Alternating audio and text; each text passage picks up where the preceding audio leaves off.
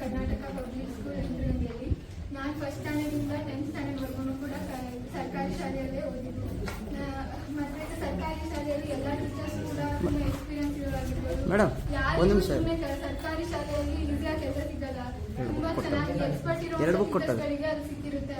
ನಮ್ಮ ಸರ್ಕಾರ ಎಲ್ಲ ಹೇಳ್ತಿದ್ರು, ಯಾರು ಈಗ ಸರ್ಕಾರಿ ಶಾಲೆ ಟೀಚರ್ಸ್ ಆಗಲ್ಲ, ಅವ್ರು ಪ್ರೈವೇಟಿಗೆ ಹೋಗ್ತಾರೆ ಅಷ್ಟೇ. ಸರ್ಕಾರಿ ಶಾಲೆಗಳೆಲ್ಲ ತುಂಬಾ ಚೆನ್ನಾಗಿರುತ್ತೆ. ಮತ್ತೆ ಸರ್ಕಾರದಿಂದ ಓದೋಕೆ ಅಂತ ಮಕ್ಕಳಿಗೆಲ್ಲ ತುಂಬಾ ಸೌಲಭ್ಯಗಳನ್ನ ಕೊಟ್ಟಿದ್ದಾರೆ. ಅದನ್ನೆಲ್ಲ ನಾವು ಉಪಯೋಗಿಸ್ಕೋಬೇಕು ಅಂತ ಹೇಳ್ತೀನಿ.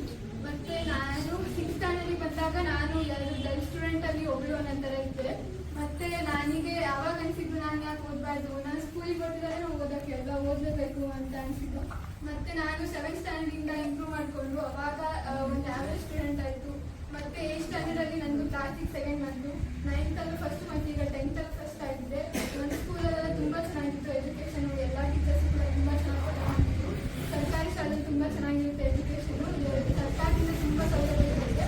ಅದನ್ನೆಲ್ಲರೂ ಉಪಯೋಗಿಸ್ಕೊಂಡು ತುಂಬ ಚೆನ್ನಾಗಿ ಓದಬೇಕು ಅಂತ ಇಲ್ಲ, ಈ ದೇಶಕ್ಕೆ ಒಳ್ಳೆ ಪ್ರಜೆ ಆಗೋಣ ಅಂತ ಹೇಳ್ತಾ ನಾನು ಮಾತಾಡ್ತೀನಿ. ತುಂಬ ಚೆನ್ನಾಗಿ ಮಾತಾಡಿದ್ರು ಅವರಿಗೆ ನಮ್ಮ ತಿರುಮಲ ಎಲ್ಲರಿಗೂ ನನ್ನ ನಮಸ್ಕಾರ. ನನ್ನ ಹೆಸರು ಗೌತಮಿ. ನಾನು ಸರ್ಕಾರಿ ಪ್ರೌಢಶಾಲೆ ಹೊಸ ಸಿದ್ದಾಪುರ ಸ್ಕೂಲಿಂದ ಬಂದಿದ್ದೀನಿ. ನಮ್ಮ ಸ್ಕೂಲಲ್ಲಿ ತುಂಬಾ ಚೆನ್ನಾಗಿ ಎಲ್ಲ ಸರ್ಕಾರಿ ಶಾಲೆ ಅಂದ್ರೆ ಎಲ್ಲರೂ ಟೀಚರ್ಸ್ ಎಲ್ಲ ತುಂಬಾ ಚೆನ್ನಾಗಿ ಪಾಠ ಮಾಡೋದಿರ್ತಾರೆ, ಮತ್ತೆ ಎಕ್ಸ್ಪೀರಿಯನ್ಸ್ ಇರೋರಿರ್ತಾರೆ.